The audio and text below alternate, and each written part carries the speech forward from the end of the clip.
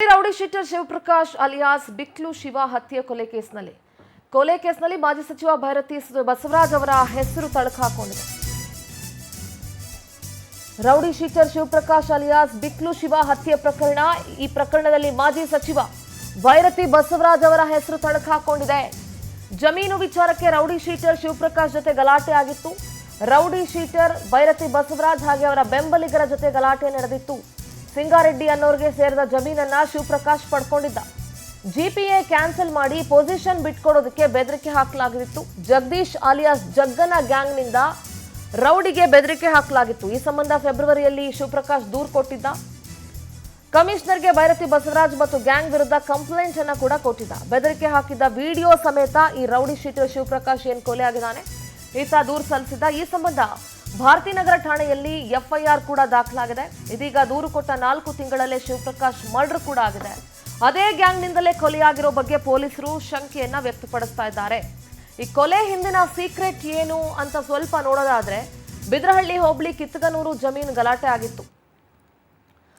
Survey number 212 GPA ಮಾಡಿಸ್ಕೊಂಡಿದ್ದ rowdy sheeter. ಅವತ್ತಿನ ಆ ಗಲಾಟೆ ಪ್ರಕರಣದ ವಿಡಿಯೋವನ್ನ ಗಮನಿಸ್ತಾ ಇದ್ದೀವಿ.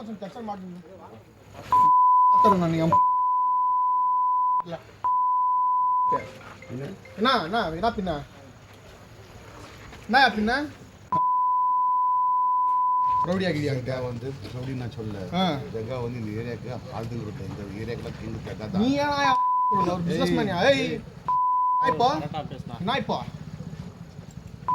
ஒரு ஃப்ரெண்ட்ன்றதால ஒரு குட்டன்ங்கற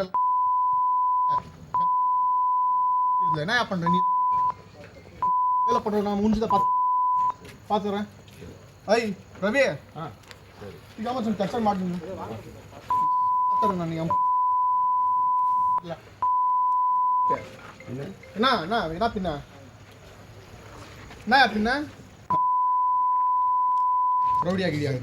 ನೋಡಿ, ದೃಶ್ಯಗಳಲ್ಲಿ ಗಮನಿಸ್ತಾ ಇದ್ರಿ. ಒಂದು ಕಡೆ ಘಟನೆ ನಡೆದಂತಹ ಸ್ಥಳ, ಇನ್ನೊಂದು ಅವತ್ತು ಗಲಾಟೆ ನಡೆದಂತಹ ಸ್ಥಳ. ರೌಡಿ ಶೀಟರ್ ಹಾಗೆ ಭೈರತಿ ಬಸವರಾಜ್ ಹಾಗೆ ಬೆಂಬಲಿಗರ ಜೊತೆ ಗಲಾಟೆ ಆಗಿತ್ತು. ಜಗದೀಶ್ ಅಲಿಯಾಸ್ ಜಗ್ಗನ ಗ್ಯಾಂಗ್ನಿಂದ ರೌಡಿ ಶೀಟರ್ ಶಿವಪ್ರಕಾಶ್ಗೆ ಬೆದರಿಕೆಯನ್ನ ಹಾಕಲಾಗಿತ್ತು. ಈ ಸಂಬಂಧ ವಿಡಿಯೋ ಸಮೇತ ಶಿವಪ್ರಕಾಶ್ ಅವತ್ತು ಕಮಿಷನರ್ಗೆ ದೂರನ್ನ ನೀಡಲಾಗಿತ್ತು. ಭಾರತೀನಗರ ಠಾಣೆಯಲ್ಲಿ ಎಫ್ಐಆರ್ ಕೂಡ ದಾಖಲಾಗಿತ್ತು.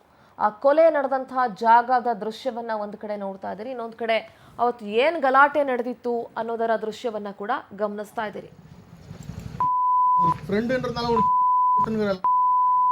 ಕೆಟ್ಟ ಕೊಳಕ ಮಾತುಗಳಿಂದ ಗಲಾಟೆ ಆಗಿರೋದು. ಒಂದೊಂದು ಪದಗಳು ಕೂಡ ಕೇಳಕ್ಕಾಗಲ್ಲ, ಬರೀ ಬೀಪ್ ಸೌಂಡ್ ಹಾಕಬೇಕು. ಅವತ್ತು ಘಟನೆ ನಡೆದಂತಹ ಸ್ಥಳವನ್ನ ಗಮನಿಸ್ತಾ ಇದ್ದೀರಿ. ಈಗ ಈ ಕೊಲೆ ಪ್ರಕರಣದಲ್ಲಿ ಏನ್ ಗಲಾಟೆ ಆಗಿತ್ತಲ್ಲ ಜಮೀನು ವಿಚಾರಕ್ಕೆ, ಇದೇ ವಿಚಾರಕ್ಕೆ ಕೊಲೆ ಆಗಿರೋದ್ರ ಬಗ್ಗೆ ಪೊಲೀಸರು ಶಂಕೆ ವ್ಯಕ್ತಪಡಿಸ್ತಾ ಇದ್ದಾರೆ. ಜೊತೆಗೆ ಭೈರತಿ ಬಸವರಾಜ್ ಅವರ ಹೆಸರು ಕೂಡ ತಳಕು ಹಾಕೊಂಡಿದೆ. ಸರ್ವೆ ನಂಬರ್ 212 ಜಿಪಿಎ ಮಾಡಿಸ್ಕೊಂಡಿದ್ದ ರೌಡಿ ಶೀಟರ್ ಜಗದೀಶ್ ಅಲಿಯಾಸ್ ಜಗ್ಗನ ಗ್ಯಾಂಗ್ನಿಂದ ಬೆದರಿಕೆಯನ್ನ ಹಾಕಲಾಗಿತ್ತು.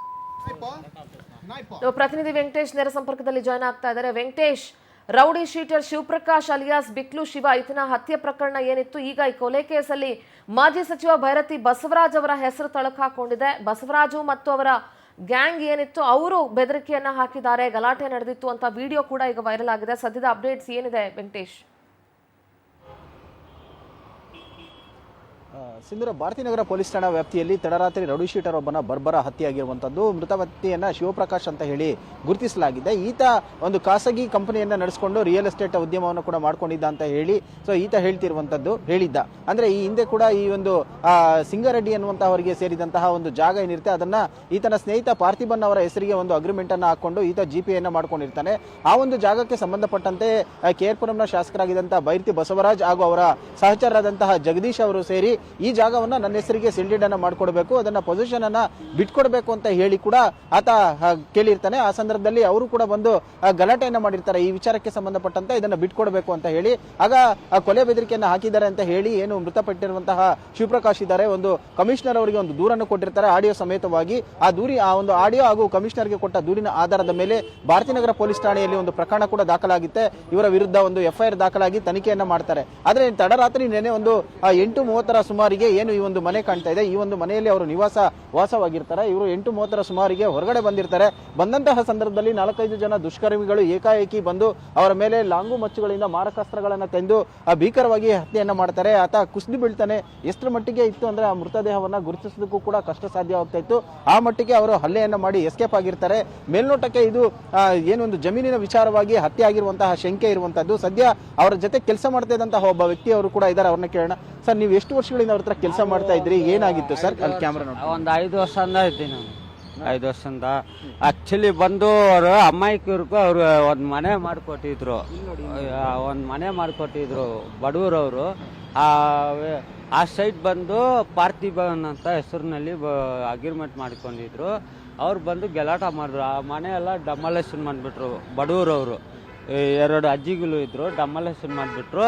ಅದು ಹೋಗಿ ಏನು ಮಾಡಿದ್ರು, ಜಗ ಅಂತ ನಿನ್ನೆ ಎಷ್ಟೊತ್ತಿಗೆ ಇನ್ಸಿಡೆಂಟ್ ಆಯ್ತು? ನೀವು ಎಲ್ಲಿದ್ರೆ? ನಿಮ್ಗೆ ಹೆಂಗ್ ಗೊತ್ತಾಯ್ತು? ನಮ್ಗೆ 8:45 ನಾವು ಎಣ್ಣೂರು ಕಾಸ್ಟ್ನಲ್ಲಿ ಇದ್ದಿದ್ದು. ಎಣ್ಣೂರು ಕಾಸ್ಟ್ನಲ್ಲಿ ನಮ್ಮ ತಂಗಣ್ಣ ಅಂತ ಅವ್ರಿಗೆ ಫೋನ್ ಬಂತು. ಆವಾಗ ನಾವು ಇಲ್ಲಿ ಬಂದಿದ್ವಿ ಸರ್. ಆಕ್ಚುಲಿ ಬಂದು ಏನಾಯ್ತು ಅಂದ್ರೆ ಆ ಸೈಟ್ ಡಮಾಲೇಷನ್. ಓಕೆ, ಸೈಟ್ ವಿಚಾರ ಓಕೆ. ಈಗ ಎಷ್ಟು ಜನ ಬಂದಿದ್ರು ಅಂತ ಏನಾರ ಗೊತ್ತಾ? ಏನೇನು ಇವರಿಂದ ಏನ್ ಕೆಲಸ ಮಾಡ್ತಾ ಇದ್ರು? ನಾನು ಬಂದು ಇದು ಇಂಟೀರಿಯರ್ ಕೆಲಸ ಮಾಡ್ತಾ ಇದ್ದೆ. ಅವರು ಬಿಲ್ಡರ್ಸ್ ಅವರು.